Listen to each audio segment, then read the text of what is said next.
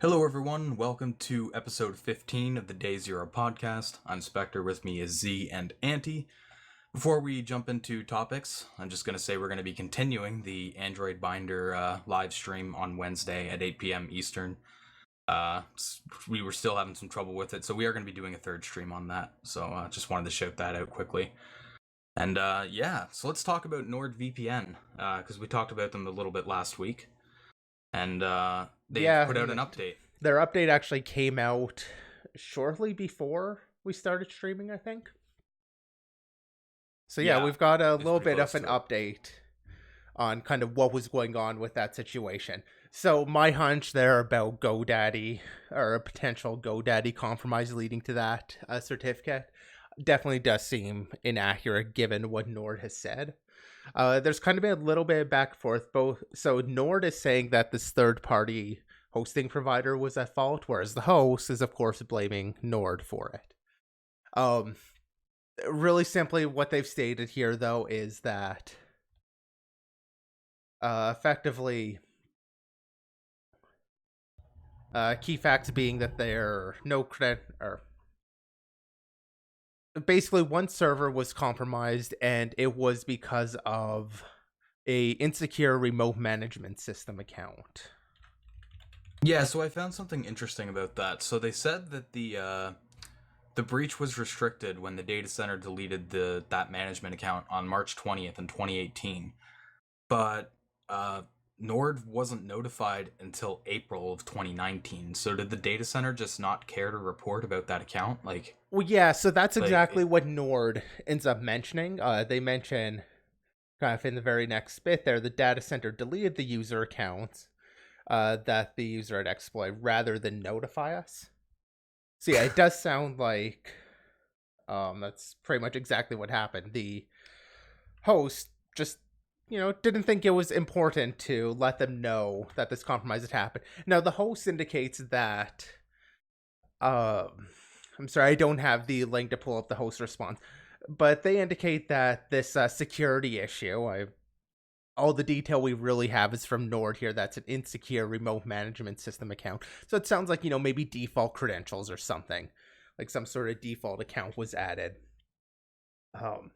And so the host thinks that Nord should have been the one to either remove that, although Nord indicates they weren't told about its existence. I think it kind of looks bad, assuming, Nord's being truthful here. I have no reason to think they're not.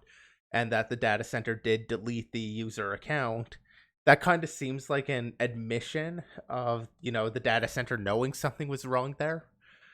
Yeah. That said, again, the data center is saying that this was Nord's fault. I'm going to say if it was something like that, Nord should have been aware that such an account existed. Like if this was something, like an ILO account or something. Just like some default creds, which is what this sounds like. They don't explicitly say that. It's just an insecure account. So, like I said, that sounds like default creds are really weak creds. That sounds like something the data center should be informing their clients about. Yeah, I mean, it sounds like they really got screwed by the data center here. For sure, yeah. I mean, their response was to trash the server. Like, I mean, that's a fair response to it. Yeah. I did want to say, though, like, NordVPN did take a while to disclose, too, because, I mean, they were notified in April, and they didn't say anything until security researchers started noticing that there were their private keys were compromised. So it's like they're not entirely in the clear either. Yes and no. Like I do agree they probably should have indicated at least that a compromise had happened. Yeah. That said, they do kind of try to explain that a bit. They do mention that they wanted to look through basically the rest of their, over 5,000. They like to emphasize how many servers they have in just the one. Like, I think that's kind of their, actually, interestingly, we see there's configurations for over 5,000 servers here. And then just down here, 3,000 servers. Yeah, that was a little confusing. I did notice that when I was reading it off before. I didn't either. Good catch. But it seems like they're definitely trying to downplay with that. They also have this lovely image. Yeah, this one. This beautiful incident scope image showing their secure 3,000 servers and their one affected server. Like, they're definitely trying to get that point across that this was, just one incident. Yeah, I did just want to address that that like statement that we highlighted a little bit lower with the as a result we decided we should not notify the public until we could be sure that the attack couldn't be replicated. I think that's kind of a poor excuse. I think they could have at least, like you said, say that a compromise had happened. They didn't have to go into detail until they did that investigation, but they should have at least said that something did happen. Yeah, though in fairness, it does seem like the audit was ongoing and is ongoing at this point. And I will also mention that Nord did release kind of a security plan for moving forward from this also. I did like that, yeah. Which I'll pull up here. Which, I mean, they mentioned, a partnership with a pen testing firm. Obviously, they don't have a firm yet for this, but planning to, partner with some firm to do, source analysis and actual penetration testing. So this wouldn't be the infrastructure audit that they seem to already be doing. Introducing a bug bounty program. Yep. And then, this infrastructure security audit, having a full-scale third-party independent security audit. And now I don't know what they'll actually do with this, but when they did have a audit previously, they did go ahead and also release the audit report to all of the customers. So like they didn't release it publicly, but as a NordVPN customer, I can see it in my panel and kind of view the audit report. And it was just a audit on their logging. As a kind of evidence that they're not having any logs. They had a third-party company basically perform an audit on exactly that. I would hope they do the same with these infrastructure security audits. Obviously, there's a bit more sensitive information on that. But it would be a nice practice to see them do. And probably one of the important things I think they're changing here is having vendor security assessments. So all of the vendors actually need to have their security assessed, which is the type of audit I've done in the past of, you have a vendor that's offering either a managed service or they at least set up a service, so just making sure like that default or their initial setup is secure for their clients and there aren't any significant gotchas there, which I think is definitely a good move. Like, it's a little bit annoying when you're on kind of the vendor side to then need to be kind of audited. But from kind of North side, like I totally get that push, and I think it's a good move. Yeah, fair enough. I was just curious about the there's only two parts I was really intrigued by. First part is in their update. They make mention of like the diskless servers. They're upgrading, I guess, all their servers to RAM servers. I wonder if it's still, even if you're not storing configurations and stuff like that. They mentioned like if one of the servers were seized. I mean, I'm pretty sure even with forensics, you can still kind of compromise some information. Maybe not as much, obviously, but yeah, but it does limit kind of, as you're noting, what can be done. I mean, so one of the concerns though is stealing data at rest. RAM servers are going to prevent that, and this is something actually I think it's ExpressVPN. They already do this. Interesting. So I think it's just we're going to see more VPNs starting to do this, and we probably are. I don't really follow the VPN scene on all of that, but I'm going to guess more than just ExpressVPN is doing it now. I just recall that Express was, I believe, the first to kind of move to this. I imagine going forward we're going to see that a lot more. Yeah, I was just surprised that they weren't already doing that, but I'm sure it's actually very expensive. Very expensive to do that. But the other thought that I wanted to, in the original article or the blog post that they made, they did mention, and no one said anything about it really too much, was they did say that they weren't the only ones affected. I believe they said there were 2 other VPN providers. Yes, there were a couple others, and I think, I'm not sure if we mentioned them during the last I don't think we did. I don't remember. Yeah, I don't have them written down here, but yeah, there were 2 other providers. I don't want to name any names right now, just because, asserting that somebody was compromised probably isn't the best move without actually being certain. You could say that, yeah. Yeah. Overall, I mean, I'm a bit mixed on the report because they did kind of own up to it and they said, like, this is unacceptable. We're going to be putting through that new security plan and stuff like that. At the same time, they did do, like, a whole lot of damage control in their statement. So, you know, I mean, perspective's everything, too. What do you mean by that? Well, I mean, what are you going to base your choice of VPN on? It's going to be on their reputation, so... I think the solid thing they always have to relate, really, more or less, is that, like, even if you're compromised, your data is still safe, because that's the one, like, concern, right? Is that this is just one example. You know, people could be compromised all over the place, left and right. I thought the responsibility is more to show that, like, you know, look, we don't store enough data to make you, you know, someone that's targeted, whatever it's law enforcement or the ISP or whomever that wants to target the users. It should always be that kind of correlation, like, you know, even if this is compromised, you're still safe. So I think that's why the RAM servers were an interesting push and probably more value than this one server one time got compromised. Okay. All right. So let's talk about another major service getting hit. AWS got hit by a major DDoS attack. So you brought this up, C. So I remember you saying you were trying to look at what the intensity was, and you couldn't find anything. Yeah, I was definitely curious on, you know, what rate they were being hit, because I mean, obviously AWS is a major provider. They offer DNS as like one of their key services, you know, Route 53. They offer denial of service protection as one of their services with I think it's AWS Shield.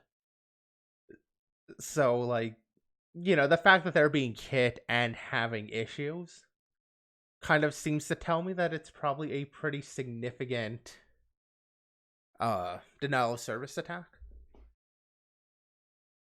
Yeah, I mean, they mentioned that in the article too, saying that due to the size of AWS and stuff, that it would have to be a large attack. Yeah, but I wasn't able to find anything that actually indicated what the size was of this, just that it was likely massive. And AWS hasn't put out an incident report yet for it. Okay.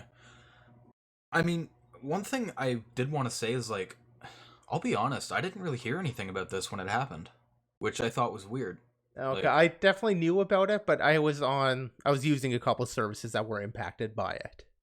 Okay. Auntie, did you hear about this? And DigitalOcean was impacted by it. Actually, that's kind of one place you can get not really a ton of information, but DigitalOcean does have kind of a report. Basically, they just go and blame AWS for it. Like, it doesn't say a ton.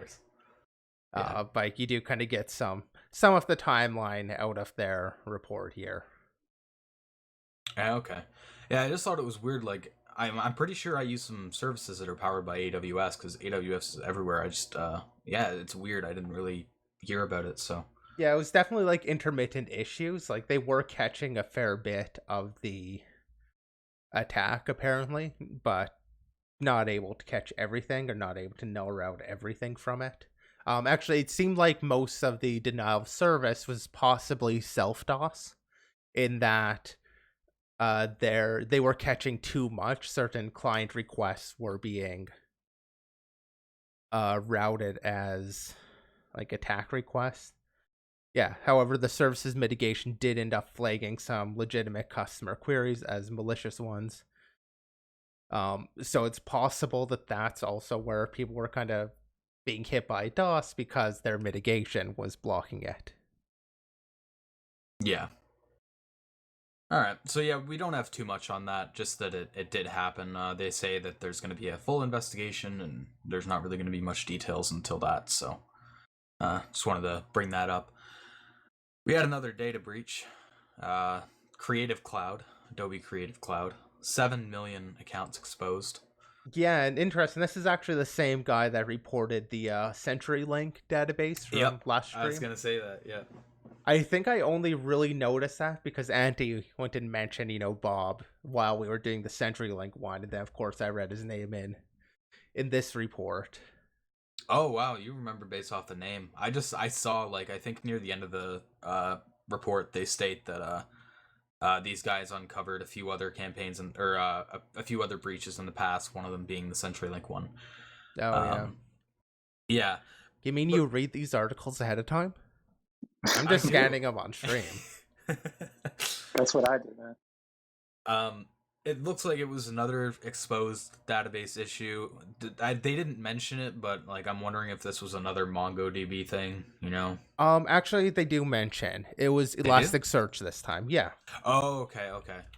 Yeah, it's here. The Elasticsearch database could be accessed without password or other authentication, which is something I kind of want to touch on. Although before we get that, let's just mention it was a Adobe Creative Cloud accounts, around 7 million. It wasn't terribly sensitive. Email addresses, account creation date, Adobe products they use, subscription status, if the user's an Adobe employee, member IDs, country, time since last login, and payment status. So no payment information, no actual name, unless it's used in your email. Things that could definitely be used for phishing, especially that is Adobe employee aspect. But also stuff of kind of limited practical, like immediate use. Yeah, there's no passwords or anything that were dumped. It was all PII, which is still bad, but it's not as bad. Yeah, although what I did want to touch on, though, is just the fact that this is just another case of a database being accidentally, I assume, exposed kind of to the internet. It wasn't MongoDB, it was Elasticsearch, but Elasticsearch, and just as a preface, I've only really used Elasticsearch on one project, so, maybe I'm mistaken about this, but my understanding is that the security features are basically only available as part of the Elastic.co's kind of hosted solution, which is they have several like paid tiers for their hosting of Elasticsearch. And then they do have a free basic one that also, as of like May, includes security features, but the open source one, so that's what would have been here, because I believe it's also mentioned that this was hosted on Amazon, so they were running the open source Elasticsearch, doesn't include security features, doesn't include IP whitelisting or a user account. And honestly, I don't think and actually I will also mention that even at the free tier with their hosted one, it's still disabled by default.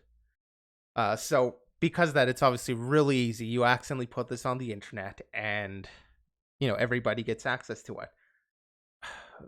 I don't get why companies think security should be a bonus or value added feature. Like, it is a value add, but I mean, I just have to say, like, screw that. Like, at least relational database, your MySQL, or MariaDB now is, I think more people are moving towards, even Oracle and stuff. Like, they have authentication there. I guess Oracle, though, isn't free.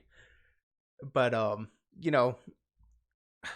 it just seems like a really bad move. And we're seeing it biting a number of companies in the ass, especially with Mongo, but obviously with Elasticsearch too. Yeah, I mean, it's the problem with it is, like, companies that get hit with, like, security vulnerabilities, for example, like, even just, like, an SQLI, let's say, you can say that, maybe it was a third-party vendor or something. It might have been a harder security issue unless you were specifically auditing for that. These databases being exposed to the internet like this is just blatant negligence. Like, I have no idea how nobody would notice that.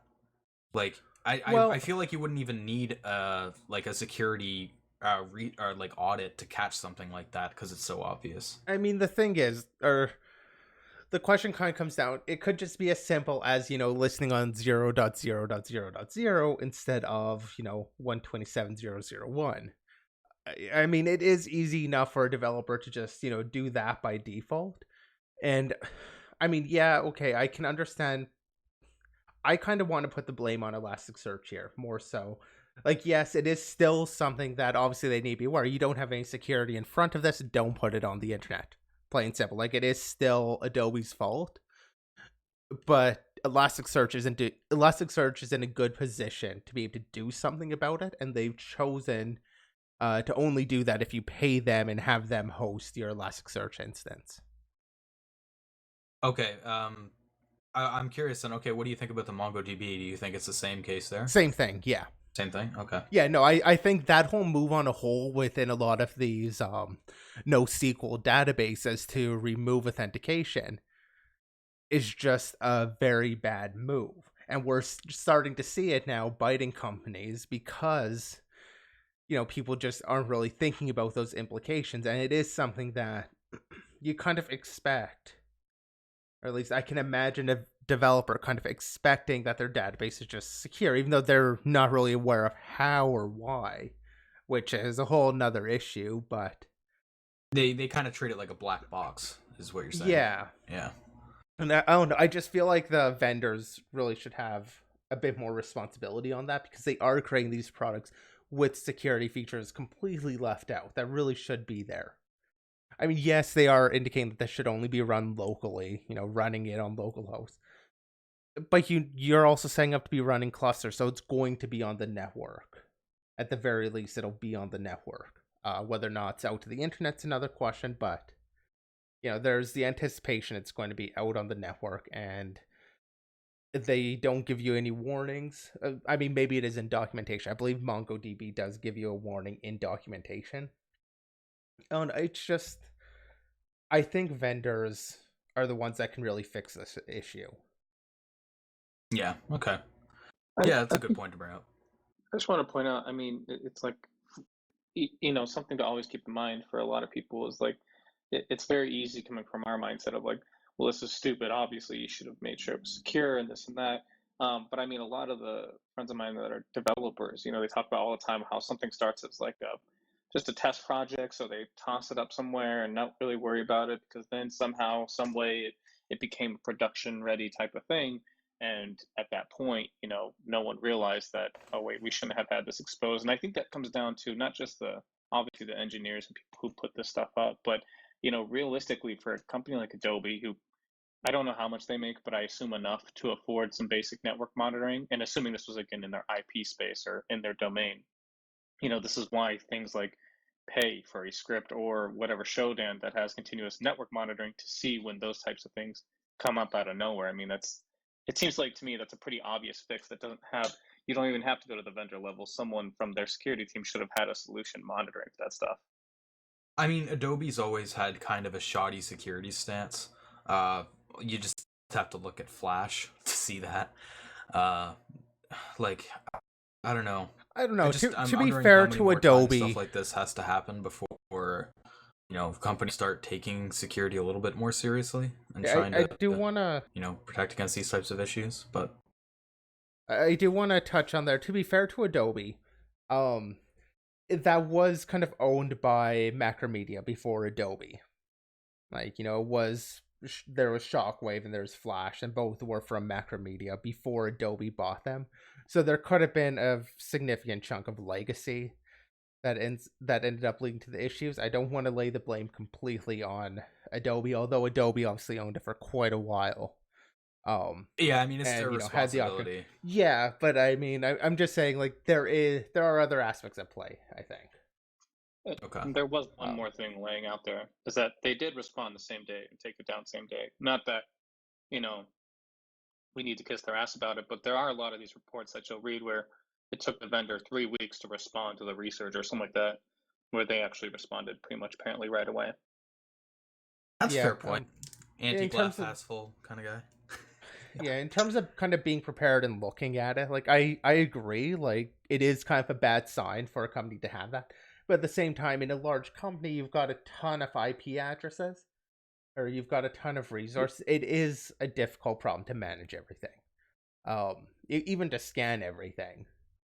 Like, especially when it's not just like some, sub 1000 port. If it's just sitting on some random port. I don't know what port Elasticsearch defaults to.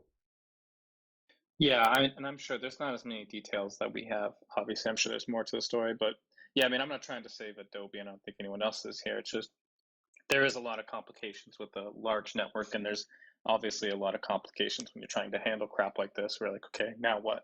It's been out there. So I think it's an interesting kind of leak, though, compared to some of the other recent ones. Yeah. So, I mean, we were talking about this one Sorry, did you want to say something there, Z?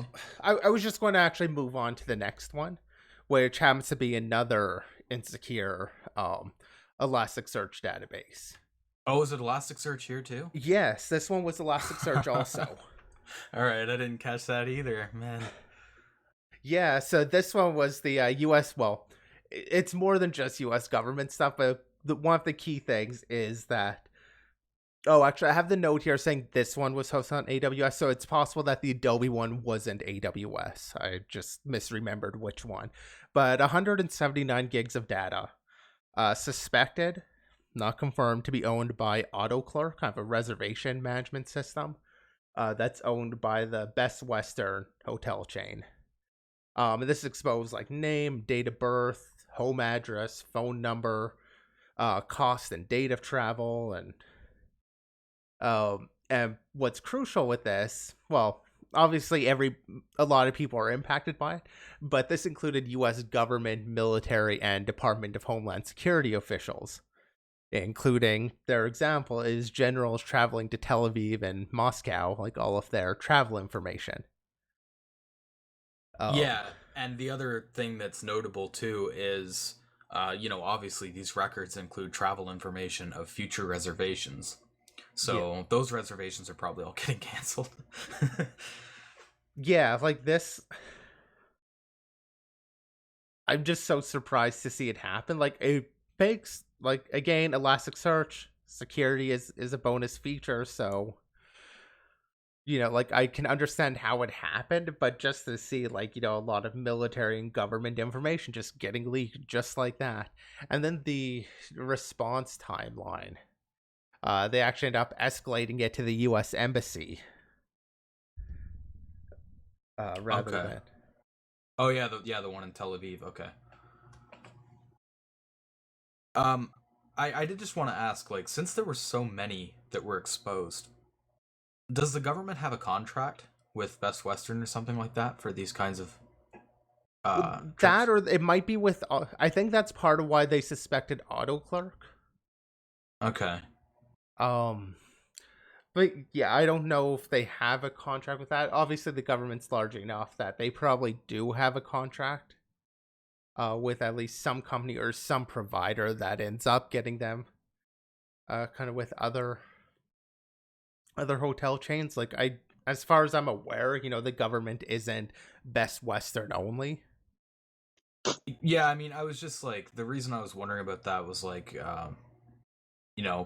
obviously after something like this, I was wondering if that kind of contract would get terminated, kind of immediately or anything like that. I think it definitely depends on what the root cause was. Okay, fair enough. That was just like a curiosity I had. It's not really mentioned in the article or anything. No, and it's hard to say what would happen. But I think it would be, at least a more responsible move would be to actually take a look at what happened and why it happened. Like, if AutoClerk was some third-party vendor that was used by their whoever they have a contract with or something, it's a little bit like maybe they wouldn't cancel it. Whereas if it's used, like if their contract was with the vendor that exposes information, like if it was with Best Western or something, then it kind of makes sense that they would actually terminate it. But yeah, I don't know. I can only kind of speculate. Okay. But yeah, like the main, focus around the story is that it's a pretty serious, OSINT breach for government. Yeah, like you that could see this being out. used by terrorists and stuff like that. Like it's kind of crazy how much impact it has. Yeah, did they mention how long they suspected it was up for? I didn't see anything about that. I'll do a quick search, but I didn't see anything saying how long it was exposed. There wasn't a lot of technical details of what happened, honestly. Yeah, no, definitely lacking on that. I mean, obviously there's a timeline and stuff, but definitely kind of written more for public consumption than a more technical audience. Yeah. So, just wanted to mention that that obviously happened. But talking of U.S. government, there was a podcast. We're going to start going a bit to the light side. We're going to start, going to some good stuff. So, did you guys did you watch the Joe Rogan Experience Edward Snowden podcast in full, Z, or did you just see like I did sections watch. of it? No, I watched the entire thing. Okay, what about you, Auntie? Did you check it out? I watched like bits and pieces, probably like 30 minutes total. Okay. Well, do yourself a favor and listen to the whole thing. Yeah, I quite. So I've only watched one other episode of the Joe Rogan Experience. I mean, actually, funnily enough, Snowden kind of mentions the idea you get of the podcast from the avatar is very different from what the actual kind of experience with the podcast is, at least with the couple episodes that I have actually seen. He's had a lot of cool guests on there. Yeah, I mean, I've obviously heard about the podcast a bunch. Like, it's a very popular podcast. I'd say the most popular, probably. Yeah. It just, it wasn't really what I expected. I was pleasantly surprised by, this whole thing. Actually, I went and bought a permanent record on the basis of this podcast. And that's his book, right? Yeah, that's the book that he's publicizing now. He's done a few other interviews mentioning it too. Okay. So perhaps that kind of biased me a little bit, but basically right in response to kind of hearing Snowden just kind of candidly talk about some of his experiences before he ended up, obviously, if you're not aware, like Snowden leaked a lot of the information. I can't remember the year for some reason now. Was it 2000? I want to say 14. That sounds right. 2013, 2014, somewhere around there.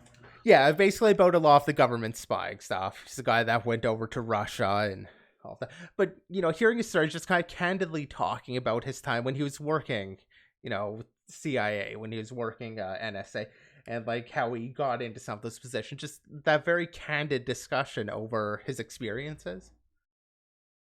Yeah, so there was nothing like, earth-shattering in the interview, like nothing he hasn't really already disclosed. But it was like more of a personal take, and I kind of liked it. Yeah, I quite like that. Though there was kind of the one point, or one thing, he did say a few, pretty poignant things, but at least one of the things that I know stuck out to me, and when we talked about this before the show, you had mentioned, or you had called out yourself, where he talks about their kind of being, if there was a button on your phone that said do what I want but don't spy on me, you would press that button. And I've actually kind of got the section here queued up to play. I am going to play this at 1.25 speed, just to get through it. It's a few minutes long, but I was hoping we might be able to discuss that a little bit. Yeah, fair enough. So do you want to 3, 2, 1 it, just so we can sync it up? I actually already started it, but okay, yeah, fine. let me. So I'm actually starting at 2:35:12. Okay. Actually, I will just refresh the page and go at 10 in 3, 2, 1. Your primary threats are these bulk collection programs. Your primary threat is the fact that your phone is constantly squawking to these cell phone towers. It's doing all of these things because we leave our phones in a state that is constantly on. You're constantly connected, right? Airplane mode doesn't even turn off Wi-Fi really anymore. It just turns off the cellular modem. But the whole idea is we need to identify the problem. And the central problem with smartphone use today is you have no idea what the hell it's doing at any given time. Like, the phone has the screen off. You don't know what it's connected to. You don't know how frequently it's doing it. Apple and iOS, unfortunately, makes it impossible to see what kind of network connections are constantly made on the device and to intermediate them. Going, I don't want Facebook to be able to talk right now. I don't want Google to be able to talk right now. I just want my secure messenger app to be able to talk. I just want my weather app to be able to talk. But I just checked my weather, and now I'm done with it, so I don't want that to be able to talk anymore. And we need to be able to make these intelligent decisions on not just an app-by-app basis, but a connection-by-connection basis, right? You want... Let's say you use Facebook because, for whatever judgment we have, a lot of people might do it. You want it to be able to connect to Facebook's content servers. You want to be able to message a friend. You want to be able to download a photograph or whatever, but you don't want it to be able to talk to an ad server. You don't want it to talk to an analytics server that's monitoring your behavior, right? You don't want it to talk to all these third-party things because Facebook crams their garbage into almost every app that you download, and you don't even know it's happening because you can't see it, right? And this is the problem with the data collection use today. Is there is an industry that is built on keeping this invisible. And what we need to do is we need to make the activities of our devices, whether it's a phone, whether it's a computer, whatever, more visible and understandable to the average person, and then give them control over it. So like if you could see your phone right now, and at the very center of it is a little green icon that's your handset, or it's a picture of your face, whatever, and then you see all these little spokes coming off of it. That's every app that your phone is talking to right now, or every app that is active on your phone right now, and all of the hosts that it's connecting to. And you can see right now, once every 3 seconds, your phone is checking into Facebook, and you can just poke that app, and then boom, it's not talking to Facebook anymore. Facebook's not allowed. Facebook's speaking privileges have been revoked, right? You would do that. We would all do that. If there was a button on your phone that said, do what I want, but not spy on me, you would press that button, right? That button does not exist right now. And both Google and Apple, unfortunately, Apple's a lot better at this than Google, but neither of them allow that button to exist. In fact, they actively interfere with it because they say it's a security risk. And from a particular perspective, they actually aren't wrong there. But it's not enough to go, we have to lock that capability off from people because we don't trust they would make the right decisions. We think it's too complicated for people to do this. We think there's too many connections being made. Well, that is actually a confession of the problem right there. So yeah, that's kind of where I'll stop playing it through. Just roughly 4 minutes of the video. I don't know. I thought he makes a good point about too many connections. I think for most people, it's a true fact that if they saw or could visualize how often things like Google and Facebook are calling home and kind of sharing their information, they'd be a lot more freaked out regarding their privacy than it just being so invisible and hidden from everyone. Would they though? Because I think if people saw it visually, okay. when if it's calling out, like he used the example there, every 3 seconds calling out, I think visually, yeah, people would be. I mean, maybe not, but I have a feeling a lot of people would if they had some sort of visual representation of everything that's going on. Obviously not everybody would, but I think a good number of people, if they actually saw that, would take issue with it and would be more than happy to stop and say, no, you can't speak anymore, as he is taking away Facebook's speaking privileges by tapping on it in the app. But see, the reason I think that a lot of people actually wouldn't be as interested in that as we might think is Facebook has had this thing for a while now where, it obviously continuously tracks your location and you can check into places. And people, you literally, it's like a post to your timeline saying, I have checked into the McDonald's on this street. People are very willing to give up that information already. And sure, a lot of that information that it's pinging out is probably stuff like location data, which people don't really seem to care about. Sure, people are happy to go and share that information when they want to. I'm at this place, I'm at that place. I mean, that was the whole idea of, what was it, Foursquare, I think it was called? You would check into locations like that. People are happy to go and share that. It's a little bit different though when it's I remember I just showed my mom the fact that we could look up on Google to see what hotel she stayed at last year, because Google had a record of her location, so we just looked at which one. And but what does that mean to her? If you say to someone, hey, I know last year you were staying at this hotel, on an average person, they'd be like, that's a little spooky, right? But would that really register with them if they're not someone who's what you call a person of interest, right? Would they really care at the end of it all, right? Yeah, that's my thing too, is if you tell people, okay, I can see what hotel you stayed at last year, I can even see your location right now for analytic purposes, most people are probably going to be like, okay, what's the problem with that? I don't see an issue. Yeah, I think it's more when you get that visualization in of the data, not just, oh yeah, they have this data and it's this ambiguous idea, but seeing how often and the frequency and the amount, I think, is where the difference might come in.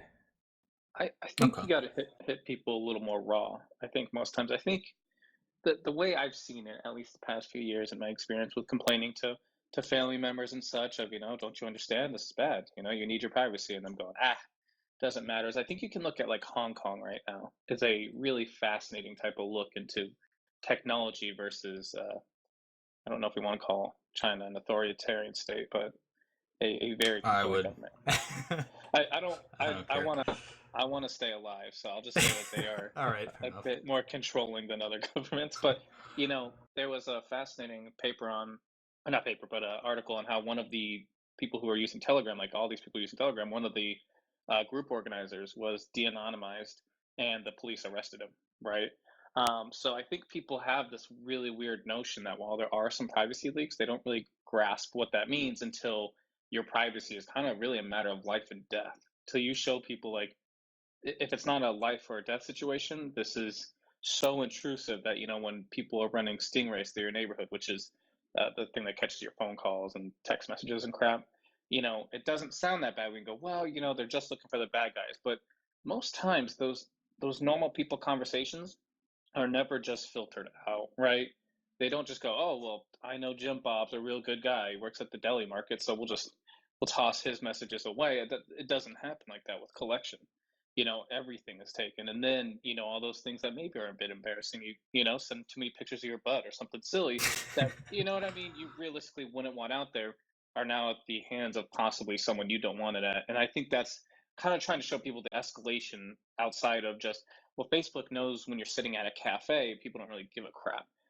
But I do think Snowden raised a valid point, though, is if people had the option to choose not to do that, of course, why would I want, some company knowing all this stuff? And I think the more concerning part is not just the Facebook or Apples. I think it's all the weird shadow companies too, all these advertising companies that have shitloads of data on you. They're built easily into mobile platform or mobile phones, and you have no way to control what they can use, what they can see, or even, if they can retain your data. So I think that's my big frustration. It's not just the big phone companies and stuff like that, but the just sheer amount of actors that are going after your privacy, whether it's advertising companies, big platforms, governments. I mean, it's just insanity. It really is insanity.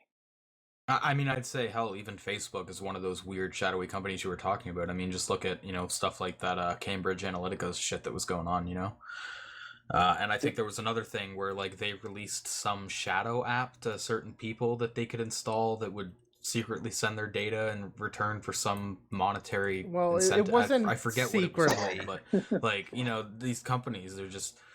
that wasn't secretly, though. And sorry for the people actually listening to the podcast. I had unmuted myself on there, but not so Spectre could hear me. But yeah, so that wasn't a secret thing that had happened.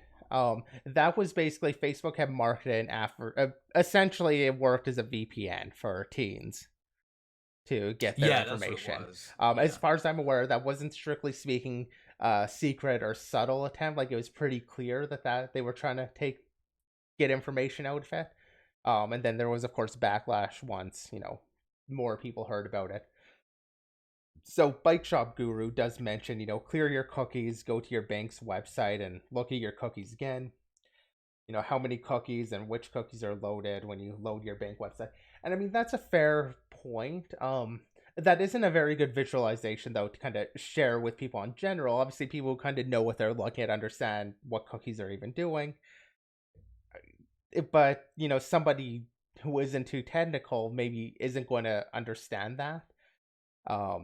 You also mentioned there, why does Facebook need to know when I go to my bank? Some websites force you to load them, or will not load if you have Facebook blocked.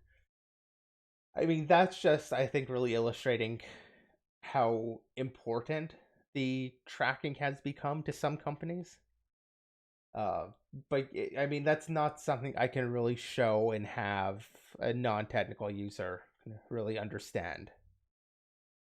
I mean, he did raise a really fascinating point that even a non-technical user, I think, could understand, is that like, even when you change your SIM card, right, you're still very attributable to that phone, right? So even if you switch that out and you get a new phone number, you can still very easily, right? And obviously for sometimes not nefarious reasons, if you download a phone app, and you want to retain access through your phone, a lot of times, of course, you wouldn't want to change too much. You want to still be able to say, I'm the same person, I just have a different number.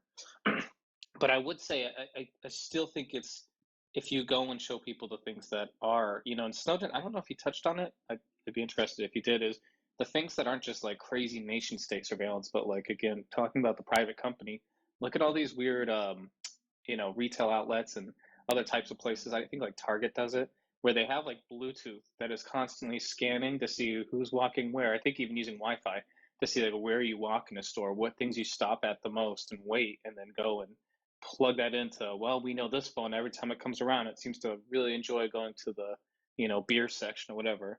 And then being able to relate that information to like who you associate with, right? So then they can go and say, well, I can determine relationships off of who you're around constantly, what you shop for, what you do, like it. And it's really just, I think it's just creepy. And I'm getting a little too ranty, but anti-ranty. But I would say it is creepy though. Like I think the classic example of that is, I want to say Target had sent like flyers to some guy's daughter about either like a newborn or like pregnancy related, before father actually knew she was pregnant. But the store knew that. And I want to say it was Target. I may be mistaken about that, but that was just, through some of that tracking. I don't remember all of the details, so I'm not going to attempt to say, exactly how they knew. But that was one of the examples that I remember actually having covered back when I was in university in my information security class, as we talked about that case in particular. Yeah, I did just want to touch on something you said there, Auntie, about the tracking of devices, even after you've changed your phone number, your SIM card, and stuff like that. Snowden actually does talk a little bit about that in this interview. He talks about how they track like IMEI and stuff like that. The individual device identification numbers and stuff like that. So I think everyone should give this podcast a bit of a listen. Especially if you're not too familiar with the Snowden leaks that happened a couple of years ago. I think it's a little bit enlightening. Perhaps. I mean, I think it definitely plays to the people who already know, who are kind of listening to hear Snowden on something. It does, but it's definitely more accessible. I'm not sure it would be my I don't know what my go-to recommendation would be for kind of just somebody who isn't too aware on the privacy side of things. I'm not sure, just because this does kind of ramble a bit on other adjacent topics. I mean, it's fine for something like it's very easy to listen to, and I quite enjoyed listening to it. It's just, if you're trying to expose somebody non-technical to that privacy aspect, yes and no. Like I'm not saying it's a bad choice. I'm just not, like, I feel like there's probably something better. I don't know what that is, but at least that's kind of my feeling, is there's probably something that maybe does so a little bit better than this does. But at the same time, obviously, he is trying to reach out to those that listen to the Joe Rogan Experience. So, I mean, I have to imagine that includes people that aren't super privacy conscious. Yeah, I mean, I just want, like, the only reason I was saying that was he does make it very accessible. He doesn't go too technical on anything. He keeps it pretty, surface level. So it's a bit, for sure. like you said, it's easier to listen to.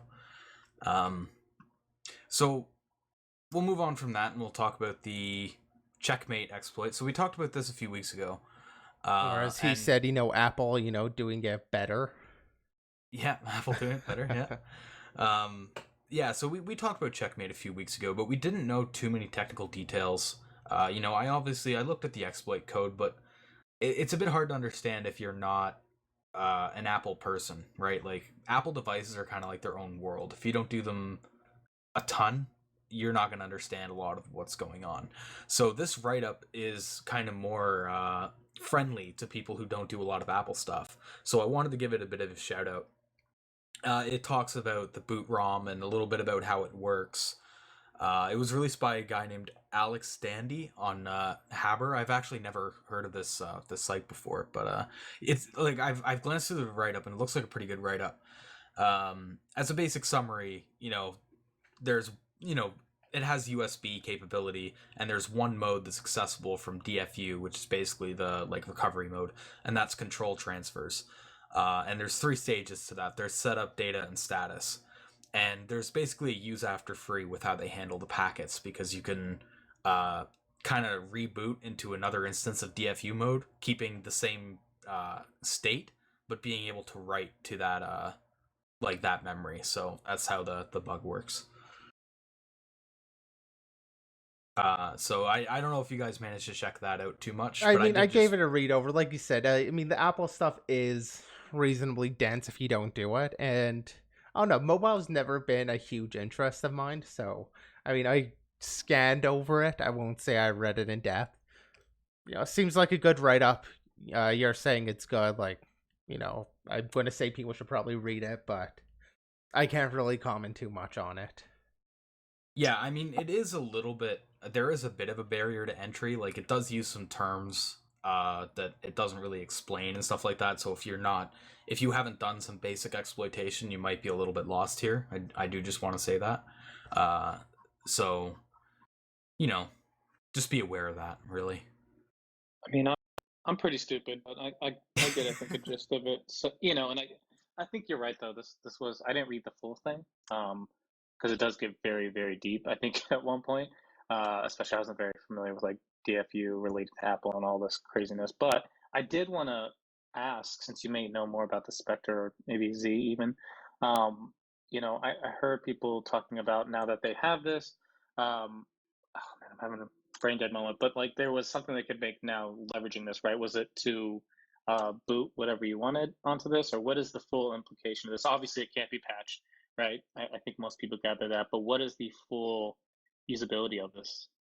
I mean, the main thing is you have access in the boot chain, and what that kind of grants is, it's not persistent, at least not yet. But you can boot, your own kernel image, stuff like that. You can boot with flags set that after the device is booted, you can't change them, and that unlocks like a lot of debugging capability and stuff like that. And you can overwrite some like interrupt vectors. So what makes that why that's useful is, for a little while now, iOS devices have had something called KTRR, kernel text read only region. It used to be called kernel patch protection, but now it's like hardware enforced, and it's pretty difficult to get around. And it's basically a protection so that even if you get like a kernel exploit, you still can't patch the kernel, because there's this hardware check running every like so many seconds or whatever it is, or not seconds, probably like milliseconds, and it's checking the kernel's integrity. So one thing you get with something like Checkmate is you can overwrite that vector entirely and just disable that feature. So you don't have to rely on data only attacks anymore for like jailbreaks and stuff. You can just go straight for the kernel text. So that's one of the implications on that. And I did actually want to bring something up around that, because I'm just trying to find it now. I think it was actually on Project Zero, but there was somebody who today, I think, released a kernel debugger based on Checkmate. It's called KTRW, and I'll bring it up on the stream. Let me see here. Yeah, so October 28th. So this was just published today. So this is a good example of what you were talking about, asking like, capability-wise, what this is capable of. This is one tool that's been released by Brandon Azad of Project Zero for doing kernel debugging and stuff like that. So it opens it up to more research as well, which is another good point, both for good actors and bad actors. Was this, how long ago, or how long after when they released all those iOS vulnerabilities was this? Which vulnerabilities are you talking about? Oh, never mind. It says here on June 16th, I discovered that the A11 saw blah blah blah. I just remember them releasing, and it looks like maybe I thought they released like a big old list of iOS vulnerabilities not too long ago, but maybe I'm just misremembering that. Okay, so I think I know which ones you're talking about. So this boot ROM issue was actually fixed a few years ago. I think it was fixed 2 years ago. AxiomX actually found the bug through patch diffing. So it's not like a 0 day, but the problem is, because it's a chip issue, like it's in the boot ROM, it affects almost all devices except for the very newest ones, like the iPhone 11 or whatever isn't affected, but like almost every version before that is. So it's not a 0 day, but it still affects a lot of people, because most people don't upgrade their phones until every 2 years. One thing I will say on that, though, as an addendum, is it's not a bug that can be hit like remotely or anything. It this is mostly for people who would want to compromise their device to do something cool with it. It's not really an attack vector for malware or anything like that. I'm excited. I'm ready for a new jailbreak. That's all I know. I haven't done that since what 2011, 2010, somewhere in there. I remember Cydia and all that, so I'm kind of excited for maybe a new wave of jailbreaking. This is the first boot ROM bug that's been released in a decade. This is the first like exploit of its kind in a decade, which is crazy. So yeah, I mean, there's throughout probably the rest of the year, there's going to be a lot of really cool releases related to this that I think we may want to bring up for people interested in iOS research. And this is one of many, the KTRW release here by Azad. So I did just want to bring that up. So did you guys have anything to add on with the checkmate write-up? No, you noticed that I didn't. No, I think we can, move on to. I don't even know how to go and transition into this one there, but the cache poison denial of service. Yeah, I mean, there's no easy link like about Apple or something to. Well, I guess Amazon also starts with A, and I'm sure I can come with something there, but there you go. But yeah, so the gist of this, I think this was kind of a fun little attack. It takes advantage of cache poisoning, as you can probably guess by the name. It takes advantage of different requirements between the cache server and the origin server to kind of create a request that will go through the cache, but will result in an error on the actual origin server. That ends up getting cached by the cache server. So then, everybody that goes to request that same page a little bit later gets this cached error and can't access whatever the actual content is that was wanted. And just kind of a really quick side note, one interesting thing about cache poisoning is that it's a way that you can abuse issues that usually seem somewhat unexploitable.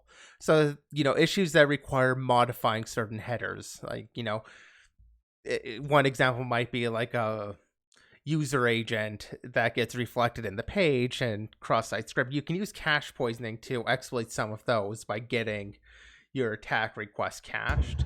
Not quite related to this, just want to kind of mention that it is a bit related just in general with cache poisoning. With this paper, and like obviously it's kind of a name thing, they've got a website, so there's that going for it. Every good exploit or every good, attack has a website. It's a known fact. The logo could be a bit better, but yeah. So I mean, it's what I was going to mention though is like essentially this paper goes pretty in depth on, or very systematically looks at kind of different CDNs and or major CDNs and the caches default settings and your usual origin servers and their default settings. So one of the first things it does in the paper, I think the website goes in a little bit different order, yeah. But in the paper, one of the first things they do is they're looking at the different response types that the cache server will actually cache. And following spec, things like 400 bad request shouldn't be cached. But yet Amazon CloudFront goes ahead and, if the server gives it a 400, it's just going to cache that because why not? I mean, that's probably right. So it actually enumerates like Cloudflare also caches 403 forbidden.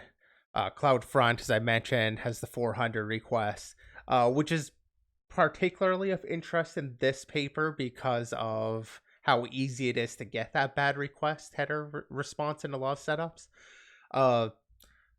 Other things they cache that shouldn't are like the 500, the internal server error, 502 bad gateway, 503 service unavailable, 504 gateway timeout.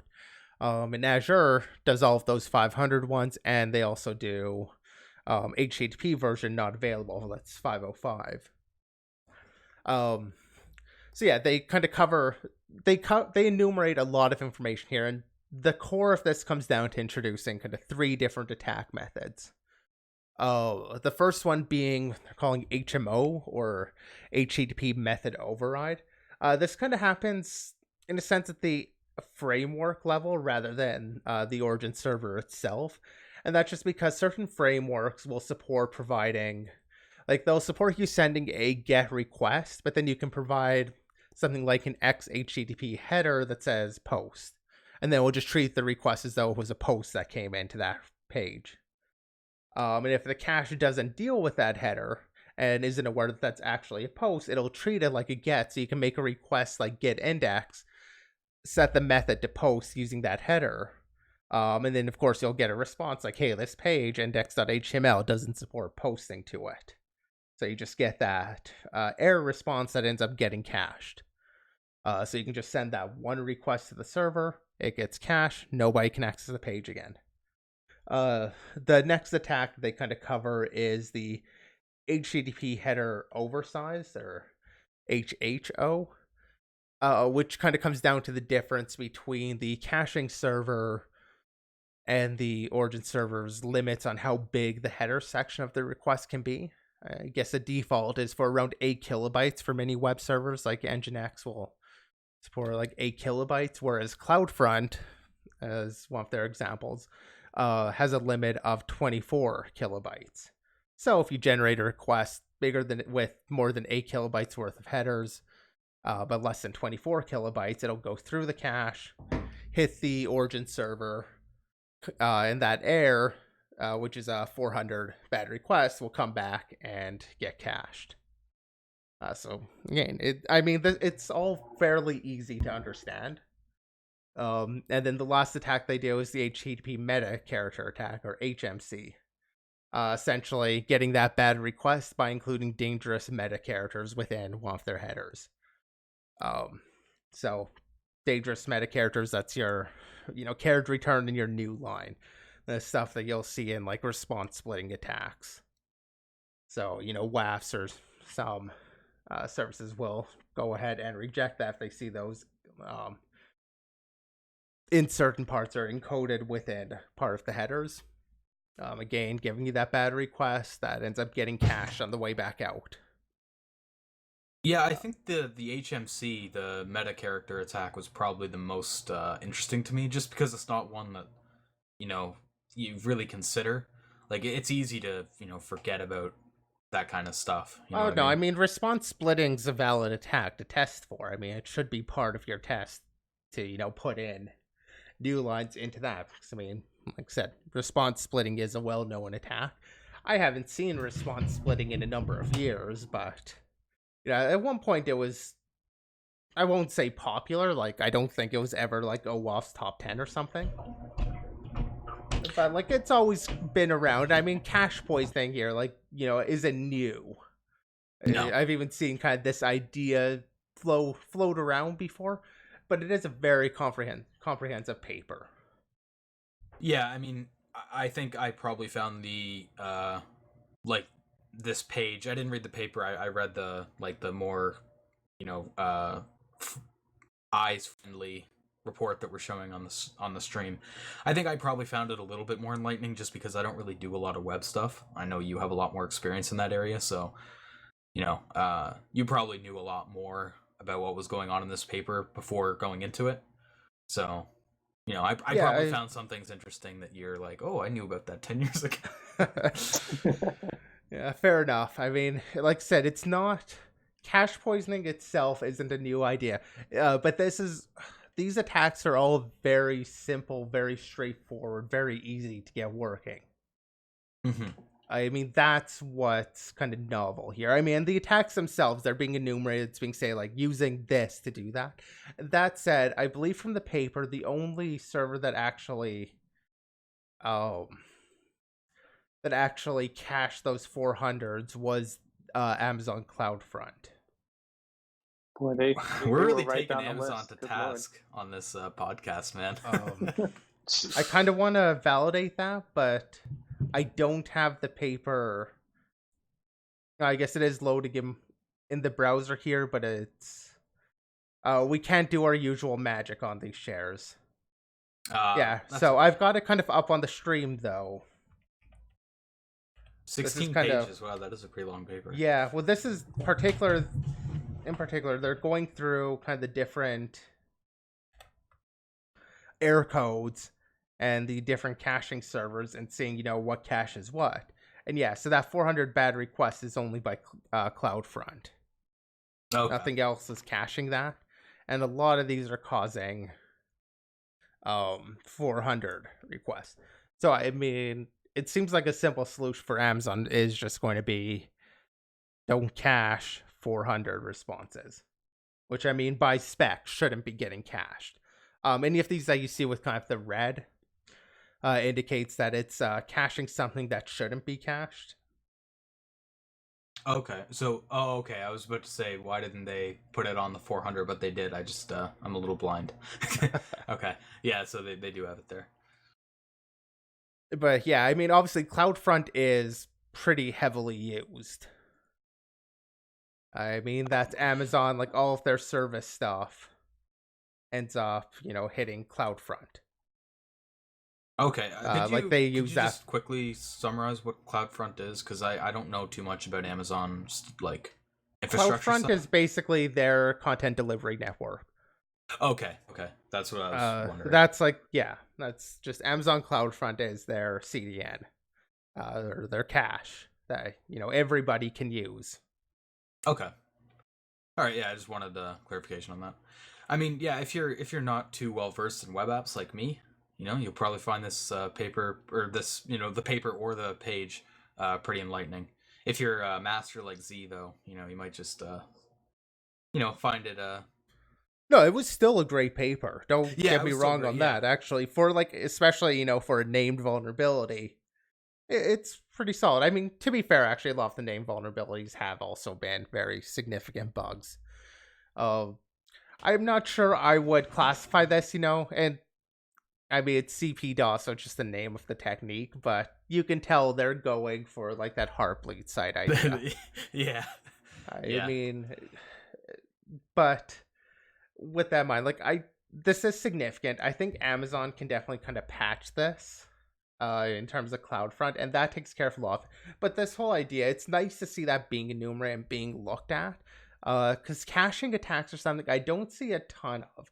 Obviously, different things kind of pop up every now and again about different cache attacks, but it's also not something I've gotten to target a ton, just with, my work always being focused on the application layer and not on the deployment layer. It's not something I've gotten to deal with a ton, is doing any sort of cache attacks. But yeah, I mean, it's a good paper. The attacks are kind of interesting, but if these are just the 400 responses, CloudFront's the only one that was caching those. Yeah. Okay. But the idea, is, getting some error response. Internal server error is, a little bit more common to get also, which, you could take this idea and pretty easily apply to other techniques too. Okay. So, moving from the deployment layer to, some more server-oriented stuff, we had the PHP-FPM RCE. Would you like to try and pronounce that? PHP. Yeah, I don't even know. They didn't try very hard on trying to make a cool name for that. I don't know what they... I know, there's got to be a meaning to it. There's got to be something where they, like... There's got to be something to that name. I don't see anything. I'm looking. I don't see anything explaining the name. Nothing explains it. I mean, if it had to be anything, oh no, does UIIZ... Does that mean anything? I don't... Let's check this live.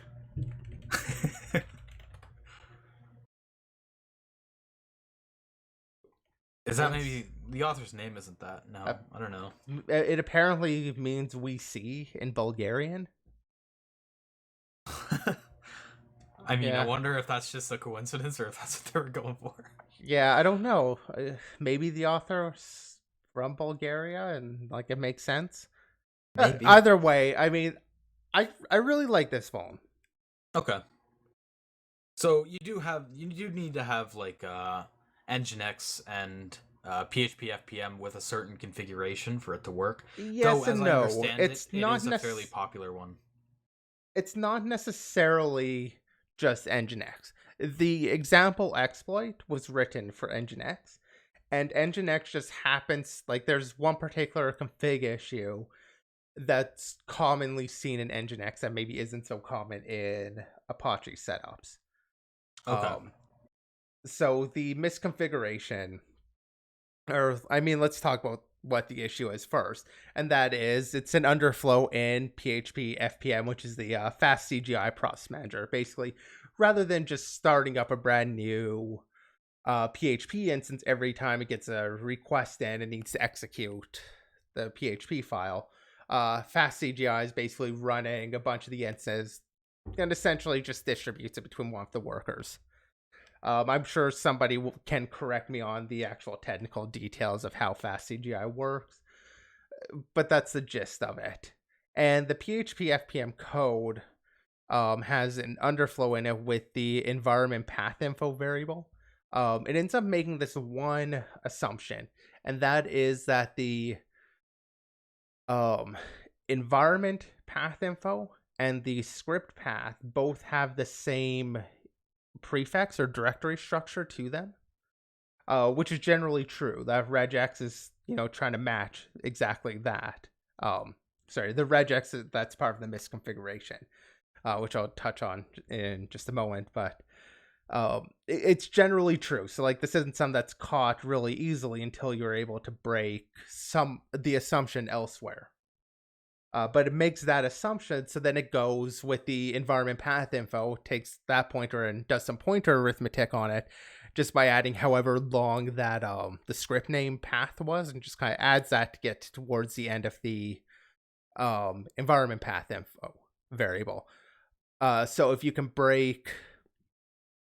get environment path info to not match the script path, then it'll end up jumping ahead into whatever data is sitting there. In particular, it targets the fast CGI's data segment, which is where it stores like a bunch of configuration variables and things like that. So looking at what the actual issue is, and this is part of why I really like this attack, is it's this piece of regex here. What the problem is, and this is something, the reason why I kind of like this is one of those attacks that's reasonably common, or one of those vulnerabilities, that's reasonably common, but not always exploitable. And that is using the caret and the $ as anchors. A lot of people will read that as start and end. But what that actually matches is the start and the end of a line. So why that's important is because that still means there can be more text in the regex after or before it that aren't getting matched, because that $ will end up matching the new line character. When you usually, if you've got user input and you're trying to regex over it and you want to make sure the entire input matches this, or you want to get the entire input as part of the match, which is what this thing wants to do, you want to use \A and \Z. That matches start and end of input rather than start and end of line. Usually it doesn't make a difference because people don't have new lines in their input. Or at least where this is being used, it doesn't usually make a difference. And there is multi-line mode for regex, which can act, which changes how these two anchors work. It does, basically makes it work like A and Z. But just because of that, when you if you get a new line in the path, this regex will just fail and give an empty string because it doesn't end up matching everything. Okay.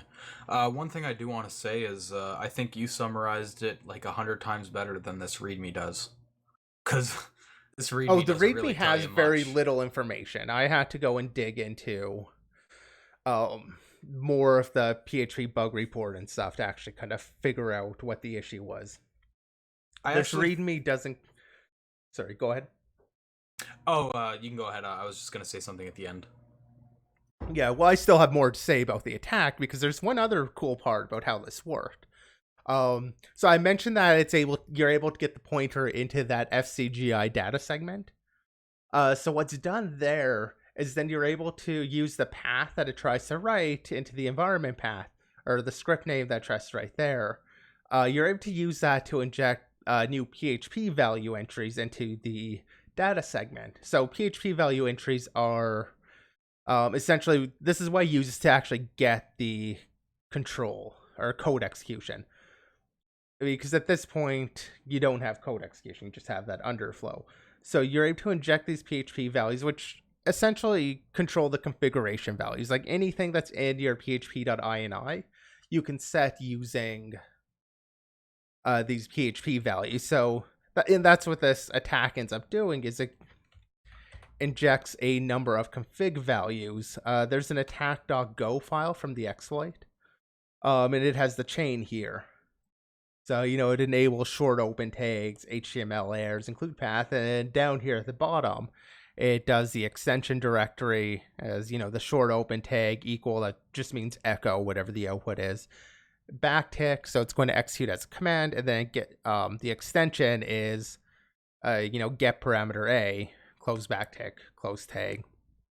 And that's how it actually gets code execution, which definitely led to a little bit of misunderstanding as to what this exploit did. I definitely saw more than a few people that thought, somehow in PHP, if you just added A equals some command, it would totally execute it. Which is not what happens. You have to go through this whole exploit. But once this has been set up, every request, if you do A equals, and a command, will execute it. Yeah, so the A get parameter is more of a primitive than it is a... it's the code that's been entered. Like, it could be anything. Like, you can insert whatever code you wanted there. They just happen to choose that as an example. But yeah, I kind of like this whole attack sequence there. And apparently this is a fairly old, well-known thing. But obviously it requires controlling the config. If you control the config, in theory, you're assuming somebody that controls the config already has server access and stuff. So... this isn't really hardened and nobody really cared about it. This just kind of found a way to exploit that remotely. So I, after you explained it and you highlighted that chain, I thought of something that I don't think is really mentioned anywhere, and that's that since you have access to the PHP config, you could actually modify the blacklist to if the exec function, for example, is in the blacklist, you could just overwrite in the config and take that out, and then use the exec function to get command execution. Yeah, you would be able to use that here if you actually had that. Yeah, so that's an even more powerful attack, I think, because you can evade any sandboxing quotation marks that would be in place there. Yeah, I mean, you kind of have to look at this though more like the binary style attack, which is getting getting native code execution. In which case, that blacklist really doesn't matter anyhow. Yeah, they just happen to use this kind of internal state to do it. I feel like if you worked on this exploit, maybe you'd be able to actually get, proper code execution, but, why bother when you have this? Yeah, fair enough. I thought it was an interesting attack. I wasn't a fan of the FUD that went around with it, but just, seeing that regex thing actually used and just the means of getting control, I thought was really interesting. Yeah. So what I wanted to say earlier, and accidentally ended up cutting you off, was that I know you did, I think it was that Y Combinator post. I think you should do a full write-up of this. I think that'd be cool. Would you be able to do, I don't know if, I know you're busy and stuff like that, but, I think that'd be cool if you could do a write-up about it, because there's not a lot of... I mean, if we eventually get our blog going, perhaps. That said, a lot of the information that I pulled out here is coming from just the bug report. So, it's not... I don't know, there's not... Honestly, other than what you explained and your Y Combinator post, which you linked to me yesterday, you really, from what I understood, you really had to dig into it to really understand what the attack was. There wasn't a lot of information out on it, so I think Yeah, it's it there's still a definitely lot of took room some for that. effort. Yeah. So That said, I guess this was actually partially discovered by during real world CTF. So scam CTF. Just kidding. no, well, I mean, they found a real Ode in PHP, so there you go, real world. Yeah, no, I'm just saying scam because like it's like a way. I think it's a way to get free 0 days to pay for it. Oh, okay, yeah. Yeah. But yeah, so I mean, there might be a write-up related to it from that. I mean, obviously, I believe this guy did some work on the exploit as it was discovered then, but he does make mention that, somebody found this during real-world CTF. Okay. So do you want to talk about some light attacks? Some lighter attacks? Sure. Yeah, some lighter attacks. Yeah. Yeah, this. So you linked this paper, information leakage via smart lights. So before jumping into like what it talks about and stuff, what are your overall thoughts on the paper? I'm curious. I just thought this was a fun paper. Like I know I use the word fun a lot to describe some of these things, but that's what this is. I mean that's what I love the podcast. It's just finding these fun little things. Is this like a practical attack that I can see myself ever pulling off? Yes, actually, I do totally see a use for one of these. And that is the last one. Is kind of a technique to do covert data exfiltration using LifeX bulbs. So the idea is LifeX bulbs, and presumably other bulbs too, just don't have any permissions on them. They do specifically mention that Philips Hue, the other bulb that they were testing with, does do it, or does have some authentication, so you can't do this with it. But with those LifeX bulbs, an attacker on the network can control the light, and thus also use it to exfiltrate data. And just the gist of it, pretty much what you would expect. You can use kind of the visual or infrared spectrum, and you just have the light kind of go on with their example in terms of, being able to detect it. They basically can exfiltrate 2 bits at a time, with, 0, 0 being off, 1, 1 being completely on, and then 0, 1, and 1, 0 kind of being half or a quarter way in between. Or whatever that division would be. But, so really simple attack. I could totally see that being used as just kind of a really cool part of like a red team exercise. You broke in, you planted a light and a Dropbox on the network, and you exfil data that way. Like, I could totally see that being used by a red teamer out there. But, real world, I'm not too worried about it. So I think it is worth mentioning. You mentioned the one attack there. That is one of 3 attacks. The other 2 attacks deal with inferring audio and video playback with, I think they call it systematic observation analysis of multimedia visualization. So it's, you'll see some of those like speakers and stuff like that have like those audio graphs that like go with the music, like the beats and stuff like that. I think that's what they're like mainly talking about there, which obviously that's you can infer what song somebody's listening to. I mean, you can probably already do that because most people use that Spotify Discord integration.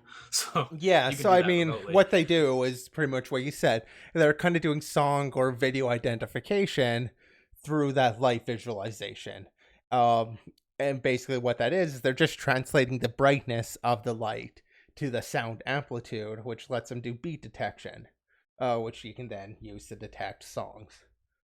Yeah. And I mean, it does the same idea with video also. Again, just brightness leads amplitude, leads to beat detection. What they couldn't, or what made it a little bit more difficult is when it had random hues. They do mention that. The paper actually like gets a little bit technical when it starts dealing with exactly how they're normalizing the data and figuring things out. But, that's the gist of it. Louder the sound, brighter the light. So I did find something a little odd with the paper. So obviously the infrared attack sounds a lot cooler than the first 2 attacks. My issue with it is on page 11, they have this graph, right? And I forgot I can't draw on these, but they have a graph that shows like the error rate with the distance of the light from whatever they're trying to exfiltrate data from, and they have it in terms of meters. Now, they use this bit error rate, and they have like 0.1, 0.2, 0.3, and those numbers look really small. Like 0.1 is obviously a pretty small number, but what you have to consider is that that's a bit error level, not a byte error level. So if you go down to like where they have a text example, original text and reconstructed text, that's at 15 meters away. So it is a little bit far away, but you can see like there is quite a bit of errors in that reconstructed text. So, I think it's worth mentioning that, the more like the farther away the light is, there is quite a lot of error there, even though the numbers might suggest that there isn't, because it's at the bit level. It's also You worth honestly mentioning, in the like, closet. go ahead. Sorry, no, I was making a stupid joke. Continue. Well, I mean, you can make the stupid joke, but I was just going to mention there that it goes up to 0.5, which is effectively guesswork. Because, I mean, your max value for the error is 1. Like, that's your max error. So, 0.5, when you only have a 1 or a 0 or a 50-50 chance, and it has a 50% error rate. Yeah. Is pretty much just, the same as guessing. And yeah, like, I don't see this as being particularly practical, at least not in this example. I mean, if somebody were to work on it, probably could do more. And they do actually mention some of the other related work, which is just, information leakage through optical side channels. And they mention, like, figuring things out from, like, the flickering of a TV screen in another paper. Yeah, so they mentioned this other researcher was able to infer like the video being watched using the changing light characteristics observable through a target's window. Yeah. So I mean, yeah, there's a lot of errors. I imagine, like, if the government or somebody were to really put some effort in, they can clean that up a fair bit. There's probably easier ways though.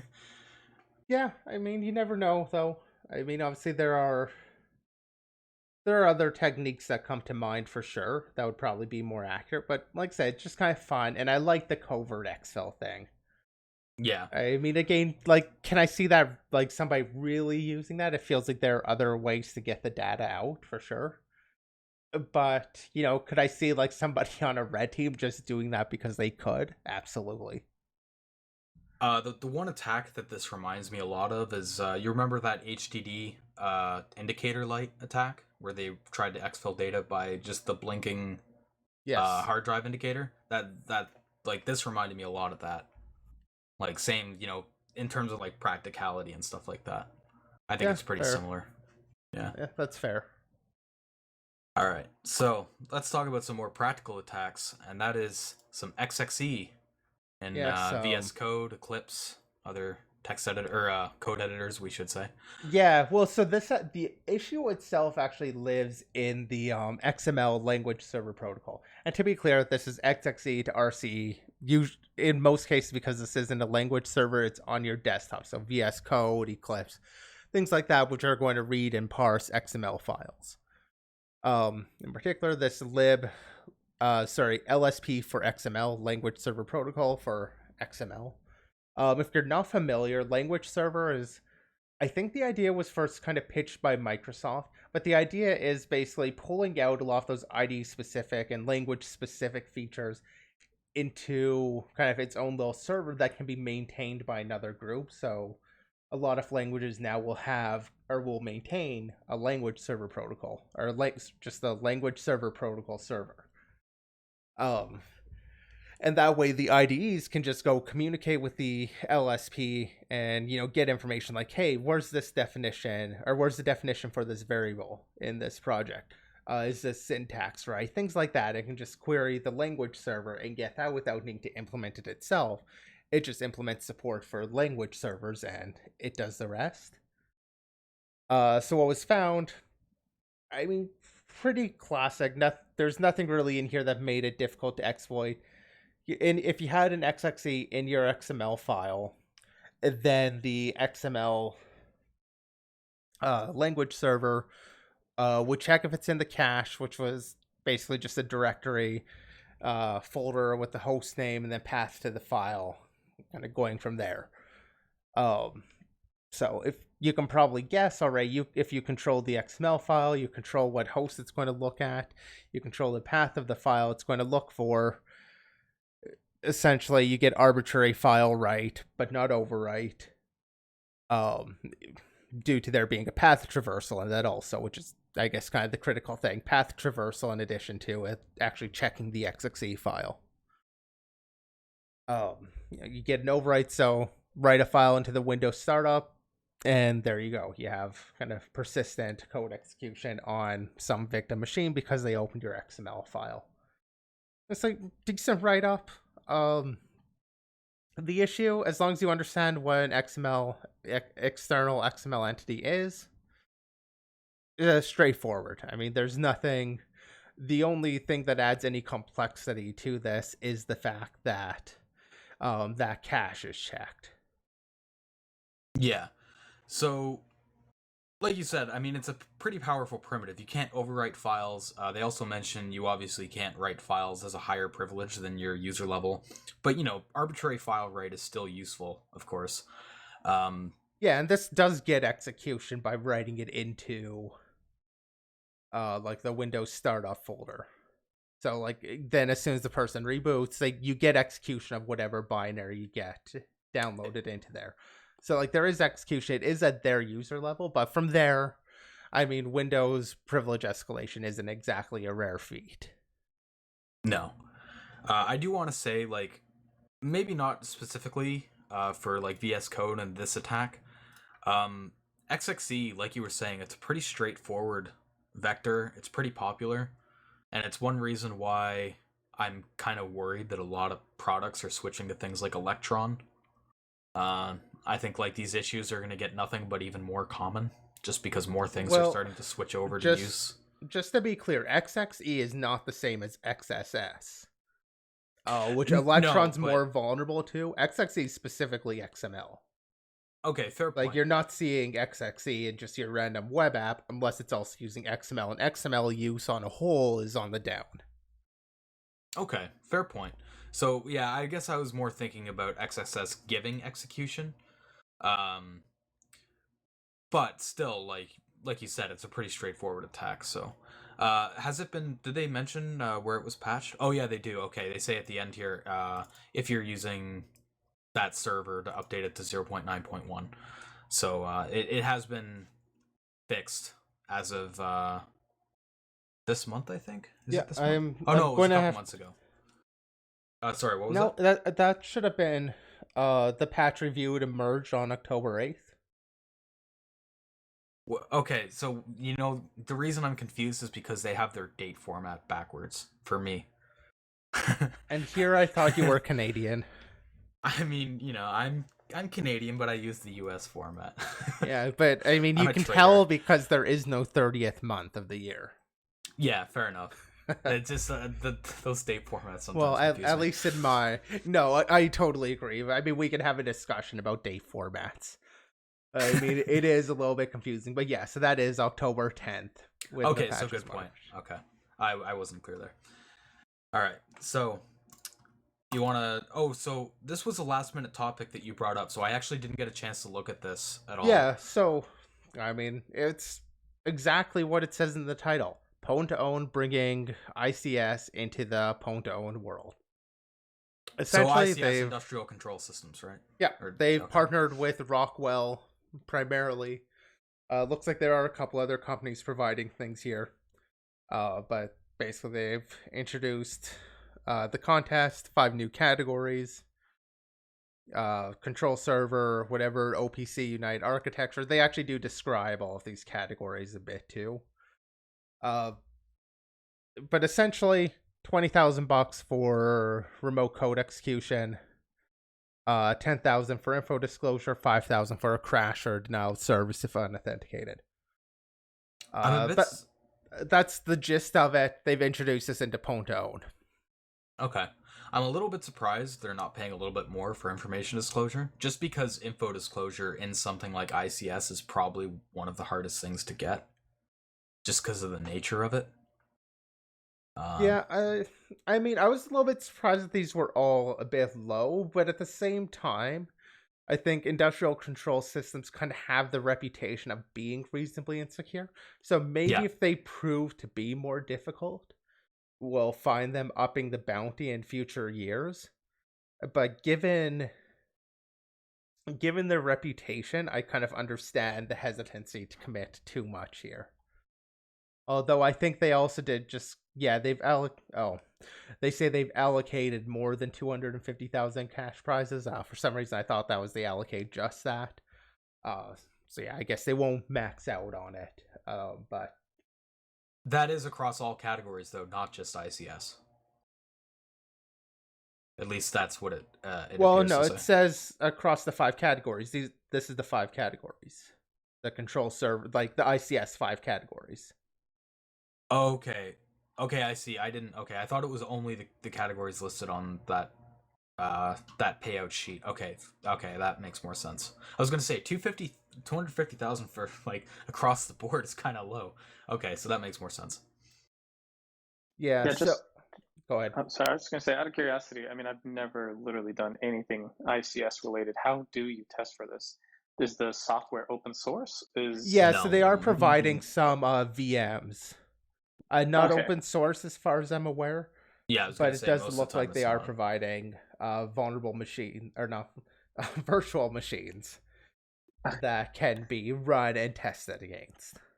Okay, so I only skimmed through and I was trying to figure out where you test these things. So I'm assuming they're not just having you live fire against the system. They provide something.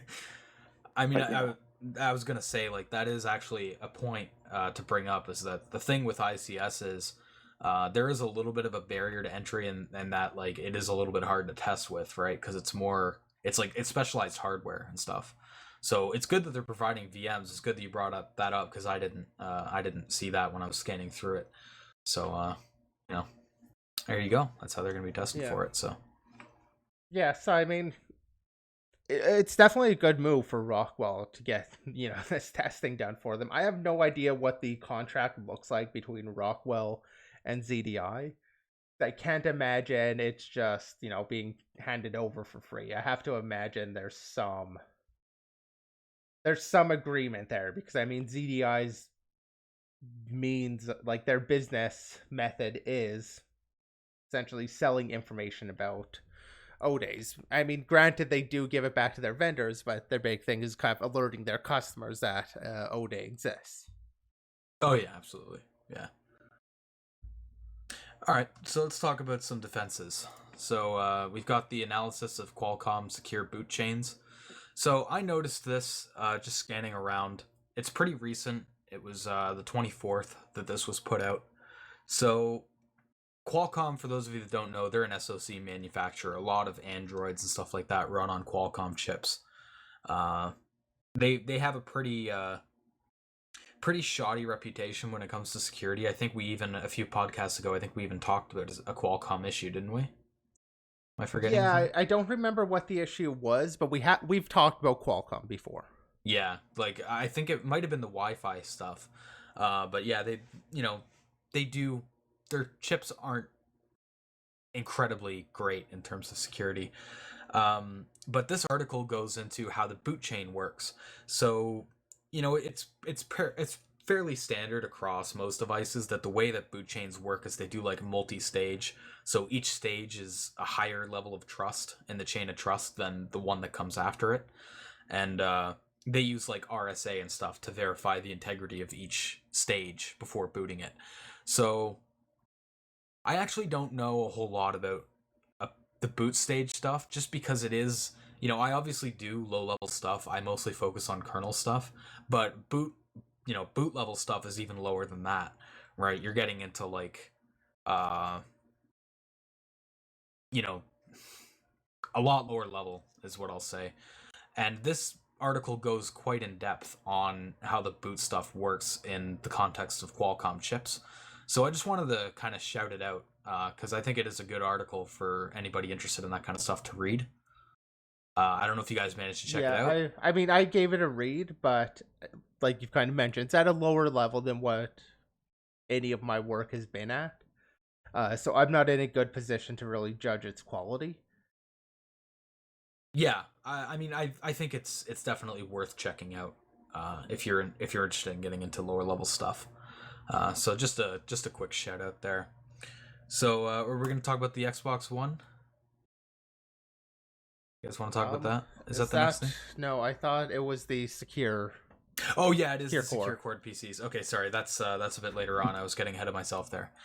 All right, so Microsoft, they talked about these new secure core PCs. So what were your thoughts on it, Z? Because I know you had some thoughts on it. Well, actually, I didn't have too many thoughts on it.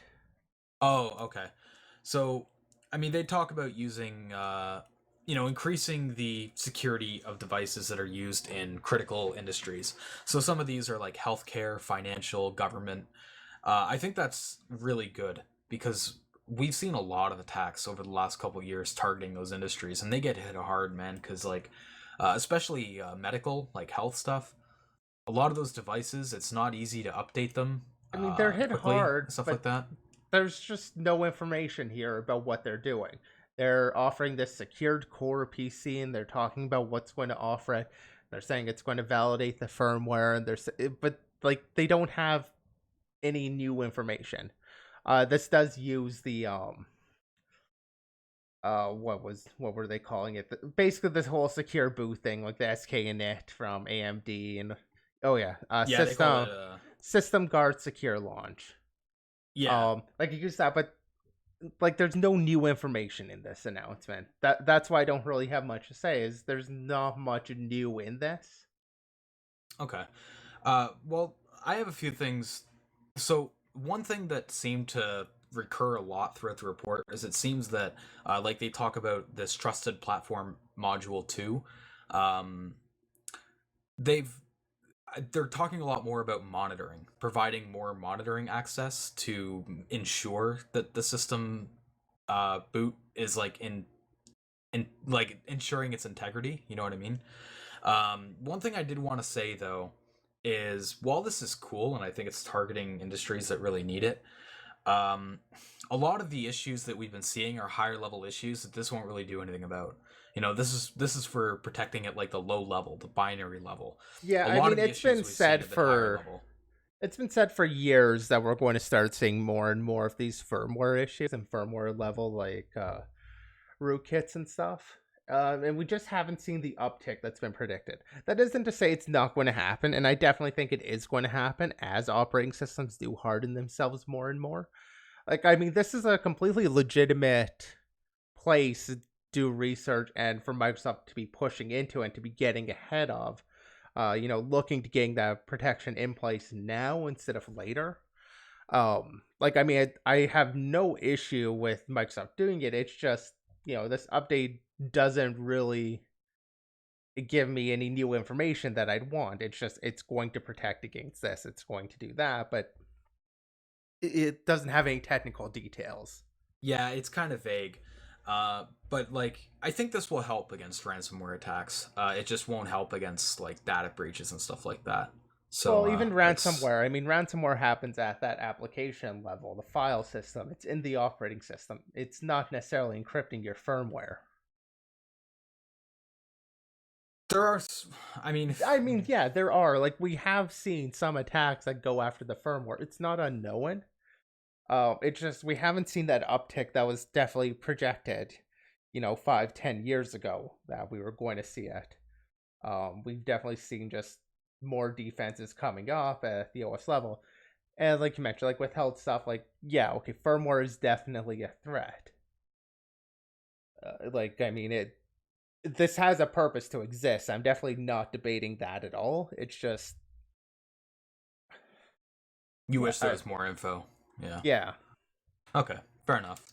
Yeah, I just wanted to say that like I think it's a good step, but it doesn't. It's like you said, a lot of attacks aren't happening at the firmware level, so I think there should be more focus on higher level issues. No, like I said, I'm not necessarily against Microsoft doing it. Like, it's not that they need to put more folks there. Like, you do need to diversify your defenses. You do need that defense in depth. So, like, it's great that Microsoft's doing it. I just want more info. And to be fair, there is a decent amount of information about like the SKINIT and like the System Guard Secure Launch. Like there is information on those. It's just I don't quite get what the secured core is, unless all this really is just the merging of everything under one name, which this very well might be. Like maybe that's they're calling, these secured core computers, these laptops, look like a lot of them were laptops, are essentially just they have those security features that they previously mentioned, in which case I'm not sure this is really worth talking too much about. Like initially when I brought this up, I thought it was going to have more information. Okay. I mean, I keep hitting that same point, more information, but I definitely was a bit disappointed when I started trying to dig into this. Okay. I was just curious, did we ever talk about the I guess hacking group? Is it Strontium? I don't even know what kind of name that is, but did we ever talk about that? Because I feel like this is the first time I've heard about them using I don't think so. Vulnerabilities in malware in the wild. Like I see, the only thing I wanted to talk about was I thought it was insane. I didn't realize over 2017, 2018, 2019, there was like 400 each year firmware vulnerabilities disclosed. But I feel like I haven't really, outside of academia, really seen stuff in the wild until I just read that part about in late 2018. Some hacking. No, I don't think there have been a lot of in the wild firmware things. Like there are a handful, but the attack surface on the firmware for kind of wild exploitation is somewhat low for a lot of consumers. I mean, they even said it was nation-state attackers, I think, at one point. Yeah, in the beginning, they go nation-state attackers.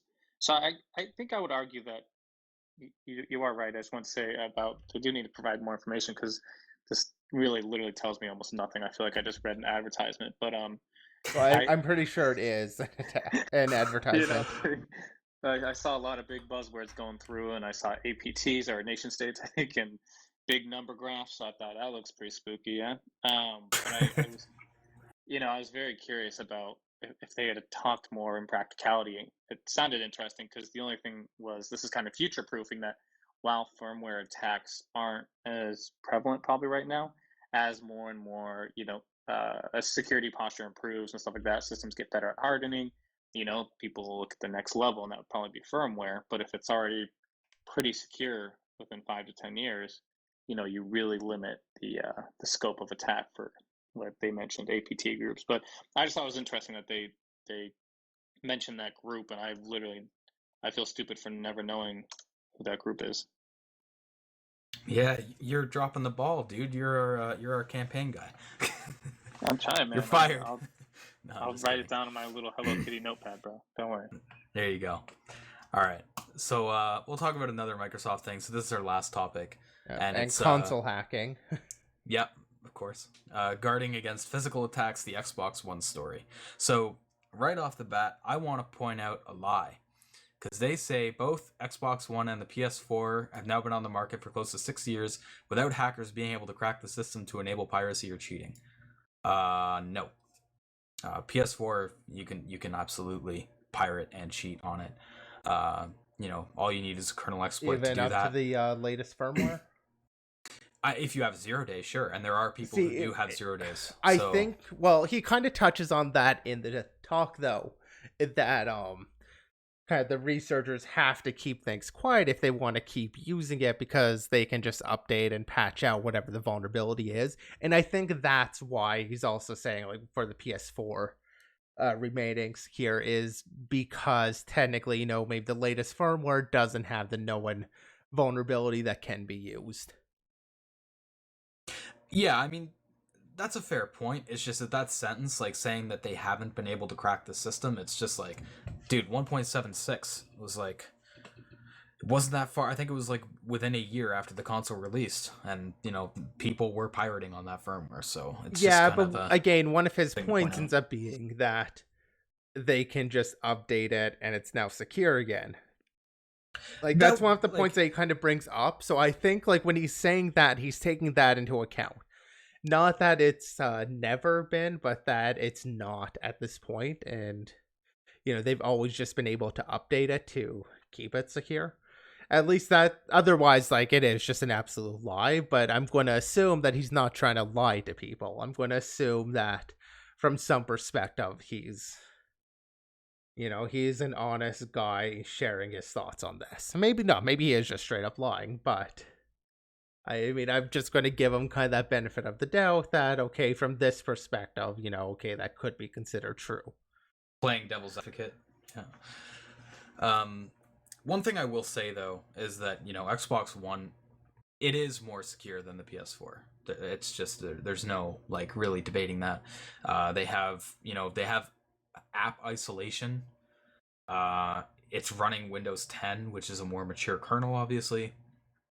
So, I mean, saying that the Xbox One is more secure than the PS4, I can't really dispute that.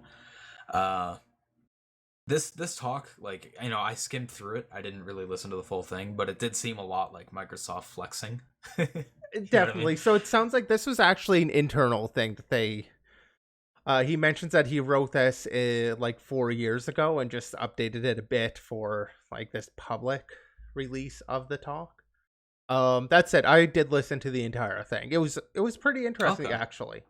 A lot about the design, the types of attacks that have been like that were pulled off on the 360, why they were what they were concerned about, why off the shelf chips just aren't an option. Like it was, yeah, I really liked it. It was an interesting talk. Since you did listen to the talk, I'm gonna ask: did it focus mostly on software issues or hardware issues? A lot of hardware. Both? Okay. And I mean, the title's guarding against physical attacks. That's why I was wondering, right? So yeah, it deals with a lot of like their hardware, what they do to try and be like resilient to just glitching attacks, by making sure like no single path will get you in somewhere. Like there's always got to be more, and how they like prevent talk to, time of check, time of use stuff. Yeah, it's just a really good overview, I think. Okay, I think I'll give it a listen then, because that sounds more interesting than I thought it was originally. So yeah, I mean, I tossed it on 1.5 speed and listened to it this morning. But you love speeding things up, eh? Well, you're just able to get through it a bit quicker. Yeah, fair enough. Yeah, so I think that pretty much sums that up. One thing I did want to add is you were saying like you can't pull off piracy and stuff like that without a 0-day because they can just patch it. I mean, you still can.